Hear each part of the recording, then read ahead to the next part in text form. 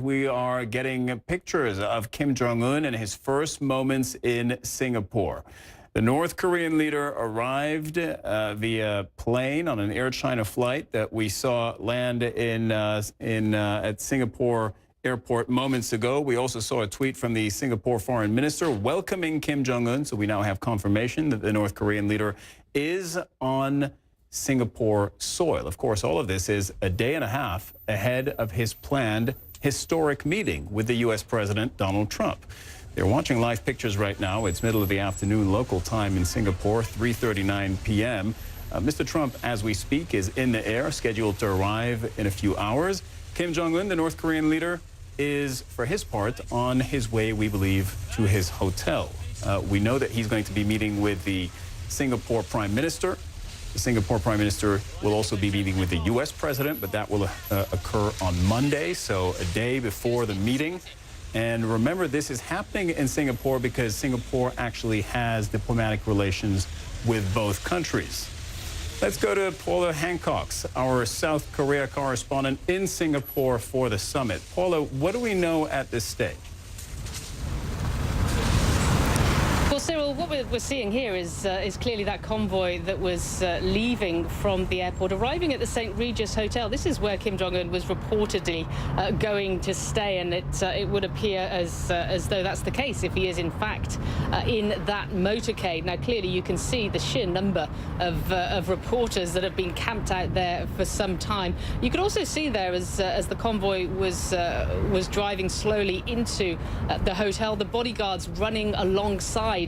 By the side of a couple of those cars. Now, clearly, we saw that in the DMZ as well when Kim Jong Un was coming to meet the South Korean President Moon Jae-in just in April. Now, we don't know for sure whether that is Kim Jong Un, but the very fact that you have those bodyguards once again running alongside the car would suggest that's the case. And certainly, the host broadcaster is saying that this is the case. So this is in the centre of Singapore, the city-state of Singapore, maybe around 10 kilometers or so from where they'll actually be meeting on Tuesday morning, the North Korean leader and the U.S. President Donald Trump. They're meeting 9 a.m. Tuesday morning. But at this point, we have heard confirmation, as you say, from the foreign minister. He tweeted a photo meeting Kim Jong Un at the airport. It appeared to be just at the steps of the aeroplane. A very smiley Kim Jong Un, a very smiley foreign minister. Clearly, this is a big moment for Singapore as well, hosting such an historic summit. Cyril? Yeah, Paula, I'm glad you said that. I do think it's important to remind to viewers that they are witnessing history in the making, and notwithstanding the outcome of the summit, we don't know how that will end up. We don't know what will be said between Mr. Trump and Kim Jong Un. Nonetheless, the very fact that a U.S. president and a North Korean leader are going to be meeting, that in itself is historic. So you are watching footage shot just moments ago of Singapore city center, as Paula Hancox was telling you. Paula, when is Donald Trump arriving? He should be arriving within several hours. We know that he's in the air right now. We know he's already had his refueling stop in Crete, and he's on his way. Now, we're expecting early evening time for the U.S. president for the meeting as well with the Singapore Prime Minister Lee Hsien Loong. Obviously important to have that protocol as well. The North Korean leader Kim Jong Un will be meeting with him today. It's Sunday afternoon at this point, so that meeting will go ahead. The Singaporean Prime Minister meeting with Mr. Trump on Monday. So we have a day for the North Korean leader, the whole of Monday, where we have nothing on the schedule. We don't know what he will be doing, clearly preparing for what's about to happen on Tuesday, this meeting. But at this point, we don't know exactly what he'll be doing. And it's an interesting kind of summit, Cyril, the very fact that you have very few details on exactly what to expect. Usually with summits between leaders around the world, you will get some planning briefing. You will not necessarily be reporting that. It's for planning purposes, but you'll know where they're likely to be at any given moment. With this, all we know is 9 a.m. Tuesday morning, they will be meeting, that Kim Jong Un and Donald Trump will be meeting at the Sentosa Hotel, the Capella Hotel on Sentosa Island, which is just off the south coast of Singapore itself. So clearly chosen because it's a little easier to secure for these two leaders. But it's anyone's guess what will happen behind those closed doors. We don't even know what kind of press availabilities there will be, whether they will be giving statements. We heard from the U.S. Secretary of State, Mike Pompeo, he's hoping there will be some kind of a communique, some kind of statement between the two leaders at the end of the day. But even he said it really depends on what happens, effectively on how they get on, if they want to have something to say, or if they even have something to say by the end of the day. Cyril? Paula, stand by for just a second. I will be bringing in Nick Robertson, our senior diplomatic correspondent who's in South Korea, in just a second. But first, I would like to recap the pictures that we have been getting out of Singapore over the last 45 minutes to an hour. And if viewers are just joining us, you are going to get a heavy diet of pictures out of Singapore and out of the approach to this summit between Donald Trump and Kim Jong Un over the next 2 or 3 days. They have started to come into us. So first, let's look at the plane that landed about an hour ago now, maybe a little less than that, at Singapore Airport. This is an Air China plane. We believe this was the plane that was carrying the North Korean leader, Kim Jong Un.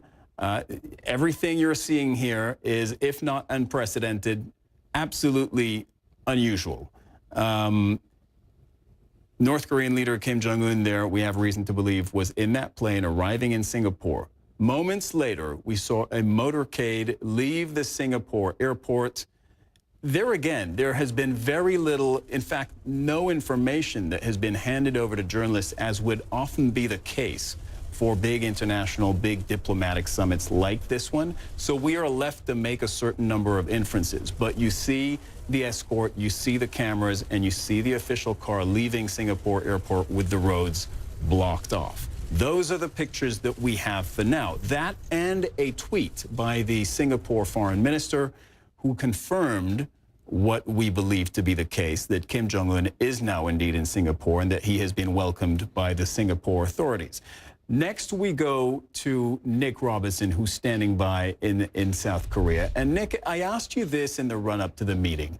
Have you ever covered a meeting that has been, or a summit that has been potentially this important, and yet about which you had so little information?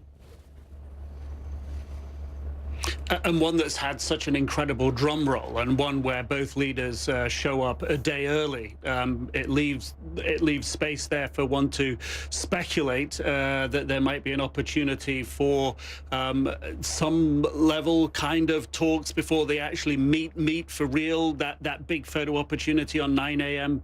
On Tuesday morning. So no, I think it feels in the context of what they might achieve to be quite unprecedented. The style of it does seem to be unprecedented. President Trump comes off what was clearly a stormy G7 meeting, one that has gone not the way as he left. He's changed his mind about the United States signing that joint communique. So he's going to arrive into this perhaps with his world rocked a little bit. He went into the G7 taking a very, very tough position. He's coming to this, one would expect, with an equally tough stance. That will be the signaling for that Kim Jong Un can take away from President Trump's frame of mind at the moment, taking a very tough position with other G7 leaders. And President Trump is framing this as a one-off opportunity. You know, it's that businessman type speak, that language that says, hey, you want to do this deal? Well, you've only got one shot at it.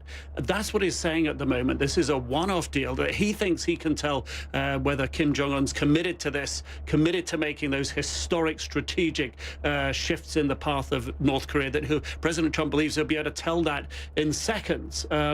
What do we take away from his ability to read the room at the G7? He complained that Prime Minister Trudeau of Canada was in fact meek and humble, but then spoke up and was much stronger and more critical of the United States later. Is that an indication he misread that room? So, you know, there's so much uncertainty, as you say, and it all comes down, it seems, to these two men. We don't know what's on the agenda. We do know there's been a lot of work behind the scenes preparing, both sides preparing what may or may not happen, but it really comes down to the characters of these two men. And President Trump's made it very, very clear that his style on this is your opportunity, one shot. Those are the stakes. Yeah, and the U.S. president has also made it clear that he would trust his instinct. He said he'd walk in the room and within moments, I believe he said it within a minute, he would know whether the North Korean leader was serious about denuclearizing. We'll get back to that in just a second, Nick. I want to go back to Paula. Paula, remind us why this is all happening in Singapore. Well, there was really a question as to where it could happen. It was taking a long time to be narrowed down. The key for both the U.S. side and the North Korean side, we're told by U.S. officials, was security. They wanted to make sure that their leaders were going to be secure. And what was important from the U.S. side as well was neutrality. They wanted a neutral spot that both sides had some kind of connection to. There's a U.S. embassy here. There's a North Korean embassy here. Both countries have a connection to Singapore.